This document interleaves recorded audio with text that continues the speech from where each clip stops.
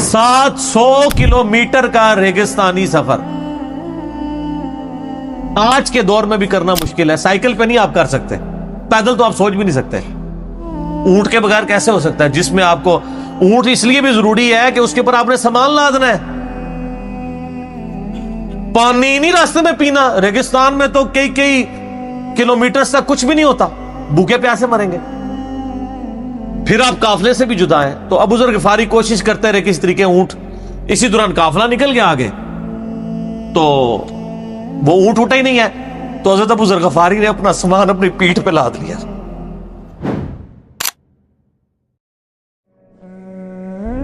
سر ابو ذر غفاری رضی اللہ تعالیٰ عنہ کے تو حالات بیان کرنے کے لیے بڑا پتھر کا دل چاہیے. اتنے سوز و گداز والی زندگی ہے ان کی.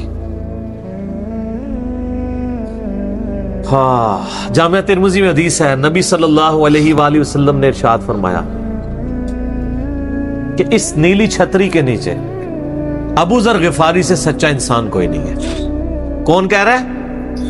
نبی صلی اللہ علیہ وآلہ وسلم, جو خود صادق اور امین ہے. اور جامعہ ترمذی میں ایک اور حدیث ہے, نبی علیہ السلام نے فرمایا کہ ابو ذر غفاری سے بڑھ کر کوئی عہد وفا کرنے والا اور زہد میں میری امت میں نہیں ہے. یہ میری امت میں عیسیٰ ابن مریم کی مثل ہے, ابو ذر غفاری. اور عیسیٰ ابن مریم وہ ہیں جن کے بارے میں روایتوں میں آتا ہے کہ وہ دنیا سے اتنے زاہد تھے کہ وہ برتن میں پانی بھی نہیں پیتے تھے. وہ کہتے تھے یہ بھی دنیا کا مال ہے, اپنے ہاتھوں میں پانی پیا کرتے تھے. یعنی دنیا کو 3 طلاقیں دی ہوئی تھی. تو نبی علیہ السلام فرمایا میری امت میں سیدنا عیسیٰ ابن مریم کی مثل زہد میں ابو ذر غفاری ہے. یہ لفظ ہے ابو ذر غفاری, غفاری نہیں ہے لفظ, غفاری زیر ہے اور فا کے اوپر تشدید بھی نہیں ہے. تو ابو ذر غفاری رضی اللہ تعالیٰ عنہ علیہ السلام نبی علیہ السلام کے لاڈلے اصحاب میں سے تھے. صحیح بخاری میں ان کے قبول اسلام کا پورا واقعہ موجود ہے. ان تک جب دعوت پہنچی کہ اس طرح ایک پیغمبر آئے ہیں مکے کی سرزمین میں جنہوں نے دعوی نبوت کیا, تو یہ انہوں نے پہلے اپنے بھائی کو بھیجا کہ خیر خبر لے کے آؤ. تو انہوں نے بتایا ہاں اس طرح ایک شخص ہے. پھر یہ خود رخت سفر باندھ کے نبی صلی اللہ علیہ وآلہ وسلم کی خدمت میں حاضر ہوئے مکہ شریف میں. تو صحیح بخاری میں آتا ہے کہ یہ گئے, یعنی مکہ شریف میں. اب ڈر بھی رہے تھے, میں کیونکہ ان کو پتا تھا کہ نبی علیہ السلام کی مخالفت بھی بہت زیادہ ہے, کہ اگر میں کسی سے نبی علیہ السلام کے بارے میں پوچھا تو ہو سکتا ہے میرے ساتھ کوئی ایسی ایکٹیویٹی پرفارم نہ کر دے. تو یہ حرم مکہ میں انہوں نے ڈیرا ڈال لیا اور کہتے ہیں میں جتنے دن وہاں رہا نا تو آب زمزم بھی پیتا تھا. جب میری کھجوریں ختم ہو گئی, زمزم کھانے کا کام بھی کرتا تھا اور پینے کا بھی, زمزم طاقت والا پانی. تو کہتے ہیں سب سے پہلے میری جس شخص سے ملاقات ہوئی وہ سیدنا علی ابن ابی طالب تھے رضی اللہ تعالیٰ عنہ علیہ السلام.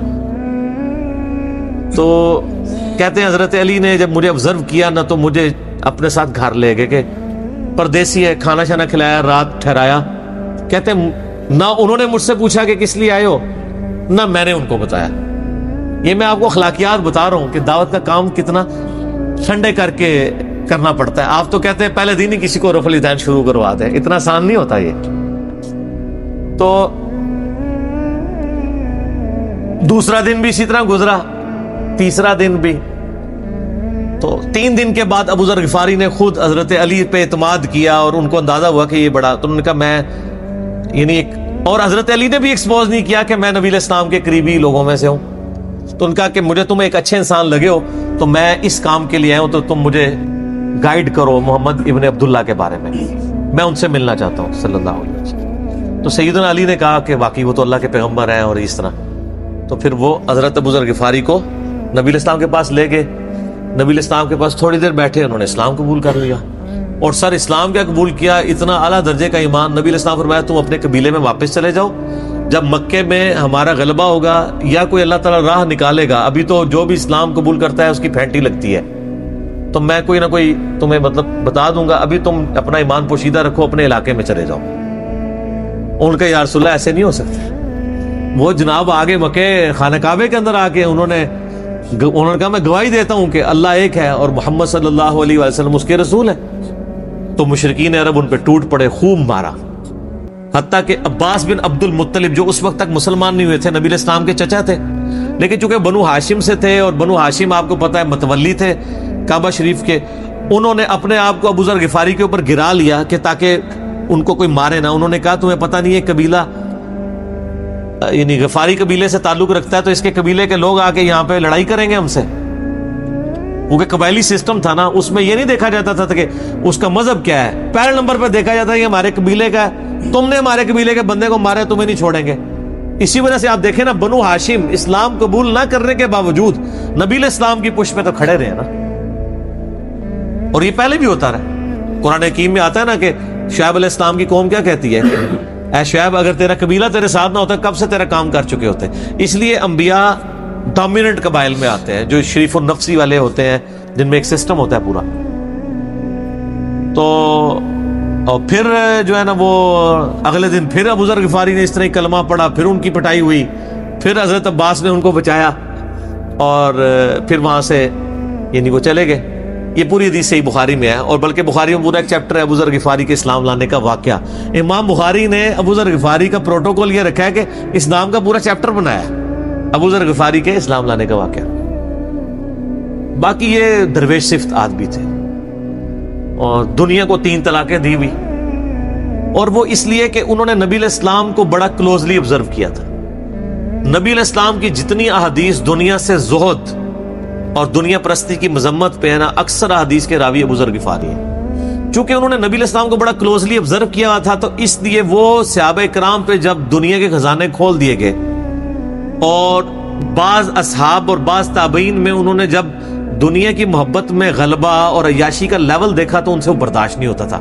انہوں تو نبی علیہ السلام کی صحبت کی ہوئی تھی، وہ کہتے تھے یہ دیکھو یار، ہم لوگ تو فاقے کرتے تھے اور ہمارا پیغمبر ہمیں یہاں تک تعلیمات دیتا تھا کہ اے اللہ محمد اور آل محمد کو بس اتنا ہی رزق دینا کہ روح اور جسم کا رشتہ برقرار رہے. یہ حدیث بخاری و مسلم میں ہے، اور بخاری و مسلم میں حدیث ہے حضرت عمر کو نبی علیہ السلام نے ڈانٹتے ہوئے کہا، جب وہ چٹائی کے نشان دیکھے ان کا یا رسول اللہ رو پڑے کہ کیسر و کسرا تو دنیا کے مزے لوٹ رہے ہیں اور آپ اللہ کے نبی ہیں. تو آپ فرمایا کہ تم اس پہ خوش نہیں کہ وہ دنیا کے مزے لوٹیں اور تم آخرت کی سعادت لوٹو. اور لگتا ہے عمر تم پہ دنیا کی حقیقت آج بھی نہیں کھلی. جن لوگوں کے سامنے یہ ساری چیزیں تھی، جن لوگوں نے نبی علیہ السلام کا وہ پیریڈ دیکھا تھا، پھر ان کو یہ بھی پتا تھا کہ بخاری و مسلم میں نبی علیہ السلام کے جو آخری خطبات میں سے شہدائے احد کے اوپر جو نماز جنازہ آپ نے 8 سال بعد پڑھی، اور وہاں پہ آپ نے جنازے یعنی ادھر قبرستان میں خطبہ دیا عبرت کے لیے. اور اس میں کئی چیزیں تھی. ایک تو یہ تھی کہ یہ یہاں پہ وہ لوگ دفن ہیں جنہوں نے اسلام کے لیے قربانی دی ہے، اور ان کا پھل تم نے کھانا ہے. وہ دنیا سے اسی طریقے سے گئے ہیں، دفن میں نہیں دیا گیا کئی لوگوں کو. نمبر 2، اسی میدان میں مال غنیمت سمیٹنے کی وجہ سے ایک فتح شکست میں بدل گئی تھی، جبکہ اللہ کے نبی بھی موجود تھے. اللہ نے اس کا بھی لحاظ نہیں کیا اور وہ فتح شکست میں بدل گئی کہ انہوں نے مال غنیمت لپیٹنے میں نبی علیہ السلام کی حکم عدولی کر دی، تو تاکہ بعد میں یہ معاملہ نہ ہو. تو وہاں آپ کا خطبہ بخاری مسلم دونوں میں ہے. آپ نے فرمایا کہ اور حضرت عقبہ ابن عامر کہتے ہیں میں نے آخری دفعہ نبی علیہ السلام کو ممبر پہ اسی دن دیکھا تھا. آپ نے فرمایا کہ میں اللہ کی قسم اپنے حوض کوثر کو اس وقت دیکھ رہا ہوں، اللہ نے دکھا دیا. اور آپ نے فرمایا کہ مجھے یہ خطرہ نہیں ہے کہ تم میرے بعد شرک کرنے لگو، لیکن مجھے ڈر ہے کہ تم دنیا کے مال میں پھنس جاؤ گے اور پھر تم ایک دوسرے کو قتل کرو گے جس طرح اگلی قوموں نے کیا، اور تم بھی تباہ و برباد کر دیے جاؤ گے جس طرح اگلے. اس سے زیادہ کیسے آپ ڈر سناتے؟ اب یہ ساری چیزیں موجود تھیں. آپ فرمایا مجھے خطرہ یہ ہے کہ دنیا کا مال تم پہ کھول دیا جائے گا، ان قریب کیسر و کسرا کے خزانے تمہارے پاس آ جائیں گے. جو بخاری مسلم میں آتا ہے نا کہ نبی علیہ السلام نے کہا کہ مجھے اللہ نے 2 خزانے عطا کر دیے، ٹھیک ہے، زمین کی خزانوں کی چابیاں، اور جس سے وہ بریلویوں نے کچھ اور ہی قیدہ بنا لیا. اس میں موجود ہے کہ کیسر و کسرا کے خزانے، یعنی آپ کو بتایا گیا کہ رومن اور پرشین امپائر جو ہے مسلمان فتح کر لیں گے یرموک اور قادسیہ کے اندر، اور مسلمانوں کے پاس وہ دولتیں آ جائیں گی. آہستہ آہستہ وہ بھی اسی یعنی دنیا کی محبت کا شکار ہو جائیں گے. اب یہ ساری باتیں حضرت ابو ذر غفاری کے سامنے تھی. حتیٰ کہ صحیح بخاری میں آتا ہے کہ ابو ذر غفاری کہتے ہیں مجھے دن یاد ہے کہ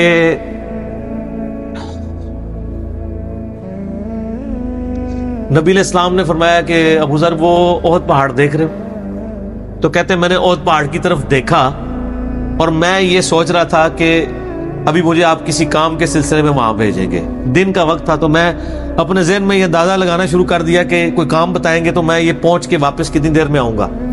لیکن آپ نے یہ بات نہیں کرنی تھی. آپ نے فرمایا کہ اگر یہ سارا پہاڑ جو کئی کلومیٹرز پہ پھیلا ہوا ہے، آج بھی احد پہاڑ موجود ہے مدینہ شریف میں، مسجد نبوی سے بھی نظر آتا ہے، اور جو شہدائے احد کا قبرستان ہے اس کی بالکل بیک سائڈ پہ کئی کلومیٹرز پہ پھیلا ہوا، اگر یہ سارا سونے کا ہو تو آپ علیہ السلام فرمایا کہ میں سب کا سب اللہ کی راہ میں فوراً شام سے پہلے خیرات کر دوں. اپنے پاس میں 2 یا 3 دینار ہی رکھوں صرف، یعنی جو ٹوٹل زندگی گزارنے کے لیے سب خیرات کر دوں. اب مجھے بتائیں، جن لوگوں نے، یہ بزرگ غفاری راوی، جن لوگوں نے یہ حدیثیں حضور سے سنی بھی تھی، جب وہ یہ دیکھتے تھے کہ رومن اور پرشین امپائر کے گرنے کے بعد جب مسلمانوں کے پاس خزانے آئے ہیں اور حضرت عثمان کے دور میں لوگوں کے لاکھوں روپے آج کے وظیفے لگ گئے ہیں گھر بیٹھے، وہ بھی انہی عیاشیوں میں پڑ گئے ہیں، تو ان کو یہ چیزیں ہضم نہیں ہوتی تھی. تو یہ شام ہجرت کر گئے تھے. نبی علیہ السلام نے پہلے ہی کہا تھا، المستدل الحاکم میں تو ڈیٹیل موجود ہے. یہاں پہ میں آپ کو ضمن بتا دوں، اکثر لوگ صحابہ کرام کے حالات و واقعات کے بارے میں پوچھتے ہیں، مطلب پوری زندگیاں لگ جائیں تو وہ واقعات بیان کرتا رہے انسان، ختم نہیں ہوتے. یہ حدیث ہے المستدل الحاکم میں صحیح سند سے کہ فرمایا آپ علیہ السلام نے کہ ابو ذر تیرا کیا حال ہوگا جب تو بھوسا لوگوں میں رہ جائے گا.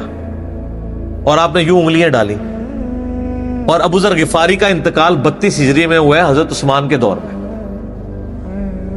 یہ بات عبداللہ بن عمر بن عاص کے بارے میں نہیں کہی تھی؟ وہ بھی ہے، وہ تو صحیح بخاری میں ہے. عبداللہ بن عمر بن عاص کو نبی علیہ السلام نے فرمایا تھا کہ تو بھوسا لوگوں میں رہ جائے گا.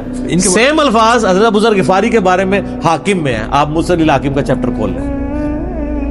وہ تو یزید کے دور تک گئے تھے نا، یہ حضرت عثمان غنی کے دور میں فوت ہوئے. یعنی حضرت عثمان غنی برے نہیں تھے نعوذ باللہ، یعنی ان کے دور میں عیاشی کا لیول لوگوں کا یہ ہو گیا تھا. تو یہ یعنی اس میں پھر حدیث میں الفاظ ہیں، نبی علیہ السلام سے پھر انہوں نے کہا یا رسول اللہ میں کیا کروں، تلوار اٹھا لوں؟ آپ فرمایا صبر کرنا اور اپنی زبان سے تم حق بات کی تلقین کرتے رہنا، پھر آپ کو حاکم میں ملے گا. نبی علیہ السلام فرمایا کہ ان قریب تمہیں مدینے سے نکال دیا جائے گا، شام چلے جاؤ گے وہاں سے بھی نکال دیا جائے گا. اور سر ایک بڑی دردناک حدیث ابو ذر غفاری کے بارے میں، وہ حاکم میں ہی ہے، المستدل الحاکم میں.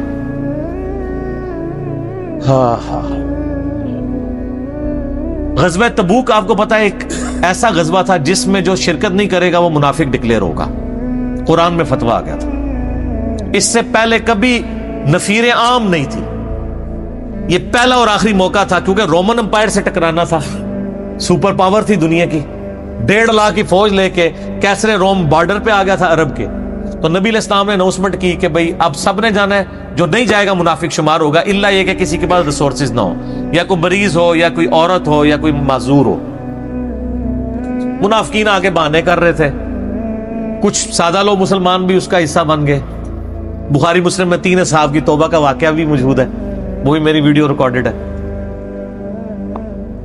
تو کعب بن مالک کی رضی اللہ تعالیٰ عنہ علیہ السلام، کچھ لوگ جو ہیں وہ یعنی اپنے ان معاملات کی وجہ سے کچھ پیچھے بھی رہ گئے. تو المستدل الحاکم میں آتا ہے کہ صحابہ کرام کہتے ہیں کہ ہم نبی علیہ السلام کے ساتھ سفر پہ نکلے نا جب، تو نبی علیہ السلام کو آگے کوئی بتاتا تھا، کہتا تھا یا رسول اللہ وہ جو فلاں بندہ تھا نا وہ بھی کوئی نہیں آیا، پیچھے رہ گئے. تو آپ علیہ السلام پرواہ نہیں کرتے تھے. پھر بتایا گیا یا رسول اللہ وہ بھی کوئی نہیں، یعنی جڑے نعرے مارتے سن اچھے اچھے، جدو ایتھے کسی کو دسایا جائے گا سر وہ تہاڈا پکا جڑا یار ہے بیلی وہ بھی کوئی نہیں جے، تو حضور علیہ السلام کو لوگ نا فیڈ بیک دیتے یا رسول اللہ وہ بھی غائب ہے، وہ بھی نہیں آیا. اب 30,000 کے لشکر میں آپ نے کوئی ریکارڈ تو نہیں رکھا تھا، رجسٹر تھا، لیکن کدھر 30,000 بندوں میں کدھر کوئی رکھ سکتا ہے صاحب اس طرح؟ یا رسول اللہ وہ بھی رہ گیا، وہ بھی. تو حضور علیہ السلام کہتے ٹھیک. آپ فرماتے تھے اللہ چاہے گا تو آ جائے گا، نہیں آئے گا تو نہیں آئے. تو کسی نے کہا کہ وہ ابو ذر غفاری بھی پیچھے رہ گئے. آیا اور ابو ذر کو اس کے اونٹ نے روک لیا. اونٹ ہی نہیں اٹھ رہا تھا نا سر، وہ آپ کو گاڑی تو نہیں ہے نا جو سٹارٹ کر لیں گے آپ. اونٹ چلنے سے انکار کر دے کوئی کر سکتا ہے؟ اور سر سفر کتنا ہے؟ 700 کلومیٹر. 700 کلومیٹر کا ریگستانی سفر. آج کے دور میں بھی کرنا مشکل ہے. سائیکل پہ نہیں آپ کر سکتے, پیدل تو آپ سوچ بھی نہیں سکتے. اونٹ کے بغیر کیسے ہو سکتا ہے, جس میں آپ کو اونٹ اس لیے بھی ضروری ہے کہ اس کے اوپر آپ نے سامان لادنا ہے. پانی نہیں راستے میں پینا. ریگستان میں تو کئی کلومیٹر تک کچھ بھی نہیں ہوتا, بھوکے پیاسے مریں گے. پھر آپ قافلے سے بھی جدا ہیں. تو ابو ذر غفاری کوشش کرتے رہے کس طریقے اونٹ, اسی دوران قافلہ نکل گیا آگے, تو وہ اونٹ اٹھا ہی نہیں ہے. تو حضرت ابو ذر غفاری نے اپنا سامان اپنی پیٹھ پہ لاد لیا,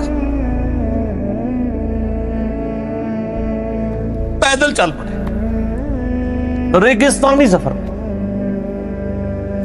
حاکم کی روایت ہے کہ ہم نے دیکھا دور سے ایک اکیلا شخص آ رہا ہے جس کی پیٹھ کے اوپر بورا لدا ہوا ہے.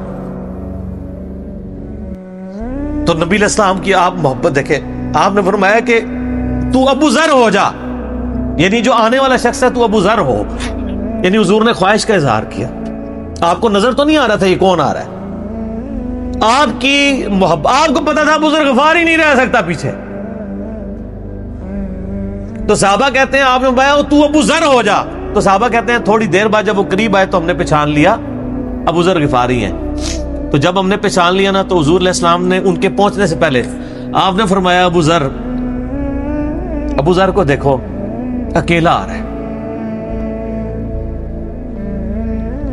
اکیلے ہی دنیا سے جائے گا اور قیامت الدن بھی اکیلا اٹھایا جائے گا. دنیا سے کیا کہہ رہے گے. صحیح بخاری میں آتا ہے کہ حضرت عثمان غنی رضی اللہ عنہ کے دور میں چکے, یہ اس حدیث کا بھی کچھ حصہ باقی ہے, میں بعد میں بیان کروں گا. پہلے میں اس کو کنکلوڈ کر لوں کہ صحیح بخاری میں آتا ہے کہ حضرت ابو ذر غفاری شام چلے گئے تھے. وہاں پہ چونکہ گورنر تھے حضرت معاویہ رضی اللہ تعالیٰ عنہ. وہ قرآن کی وہ جو سورہ توبہ کی آیات ہے نا, کہ جو لوگ سونا اور چاندی جوڑ کے رکھتے ہیں یہ گرم کر کے ان کی پیٹھوں پہ, ان کے ماتھے کے اوپر لگایا جائے گا قیامت والے دن. تو وہ یہ آیت پڑھا کرتے تھے اور حضرت معاویہ سے ان کا جھگڑا رہتا تھا کہ تم لوگ جو یہ مال جوڑ رہے ہو نا, اور یہ اتنے خزانے تم لوگوں نے بنا لیے ہیں, یہ نبی علیہ السلام کی تعلیمات کے خلاف ہے.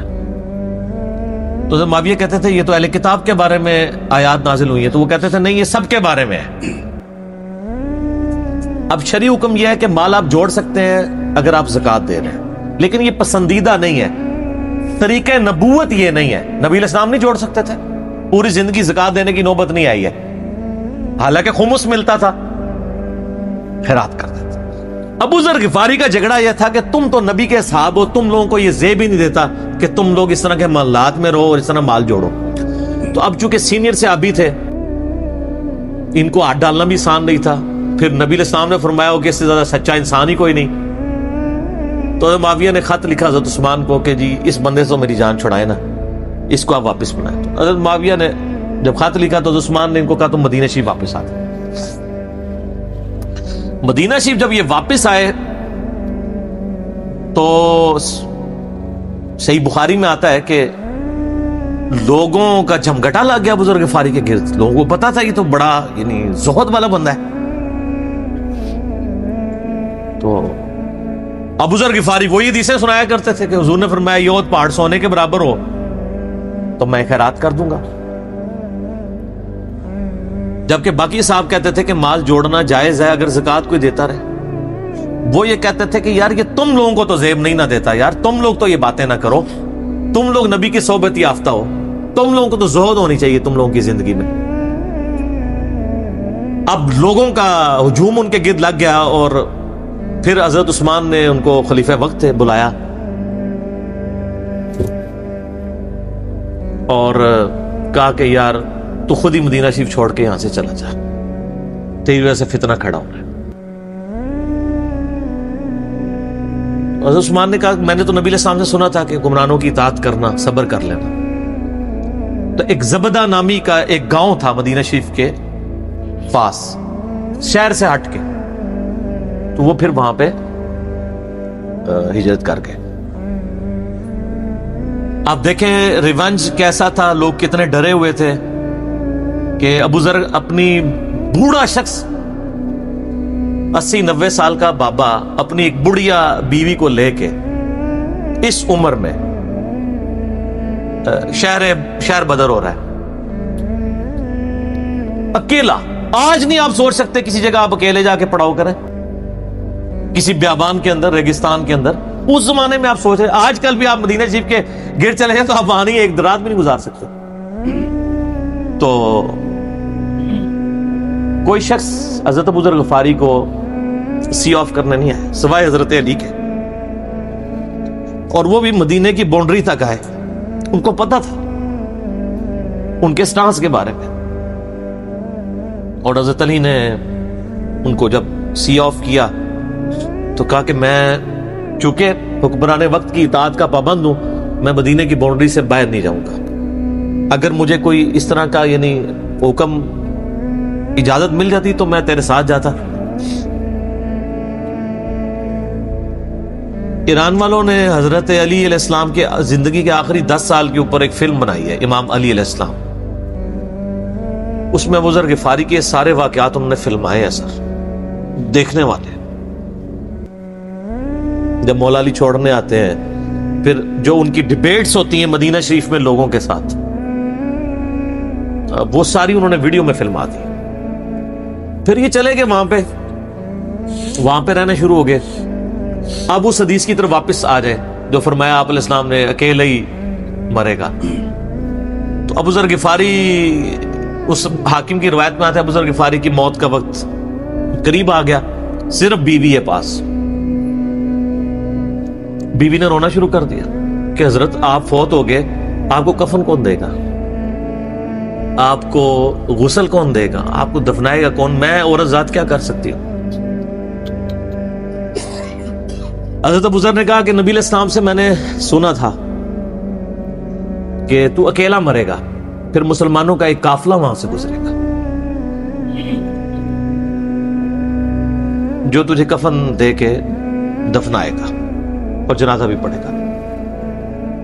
تو نے فکر نہیں کرنی, جب میں مر جاؤں تو میری لاش کو چوراہے پہ رکھ دینا, گزرگاہ پہ, جو یعنی مدینہ کی طرف راستہ آتا تھا گاؤں ایریا سے گزر کے. اللہ میرا بندوبست کر دے گا. وہی ہوا کہ ان کے مرنے کے بعد مسلمانوں کا ایک قافلہ دور سے آ رہا تھا. تو اسی مستقل حاکم کی حدیث میں آتا ہے کہ سر قافلہ بھی سنے پھر کون ہے, عبداللہ ابن مسعود. ابو ذر غفاری بھی زہد کے امام, ابن مسعود بھی زہد کے امام, ابو درداء بھی زہد کے امام.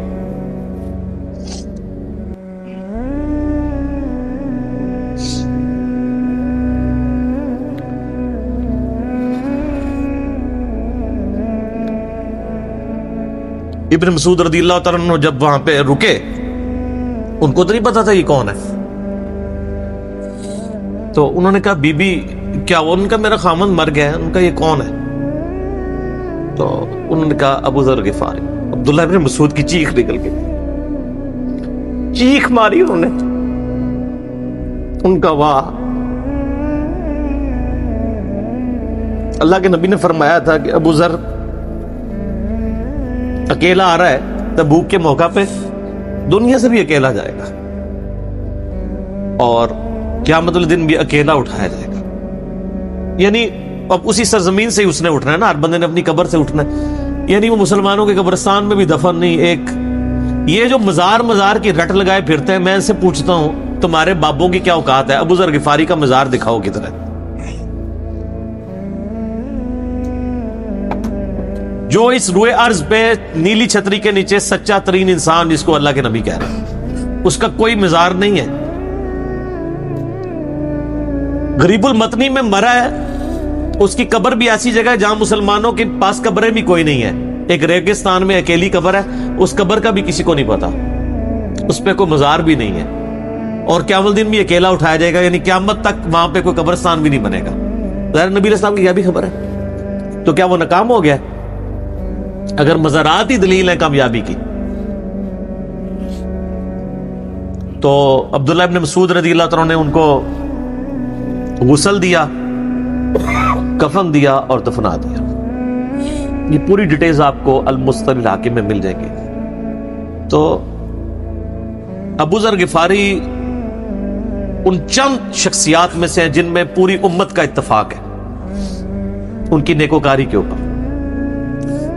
شیعہ بھی ان کو بہت رسپیکٹ دیتے ہیں, اہل سنت بھی دیتے ہیں, صوفیاء کے ہاں بھی ان کو امام مانا جاتا ہے زہد کی وجہ سے. آپ تصوف کی جتنی کتابیں پڑھیں, چاہے امام غزالی کی ہوں, رسالہ قشیریہ پڑھیں, اور لوگوں کو بھی پڑھنا شروع کریں, تو ابو ذر غفاری آپ کو زہد کے امام کے طور پہ ملیں گے کہ ان کی زندگی میں یعنی یہ زہد تھا کہ انہوں نے کس طرح کی زندگی گزاری ہے.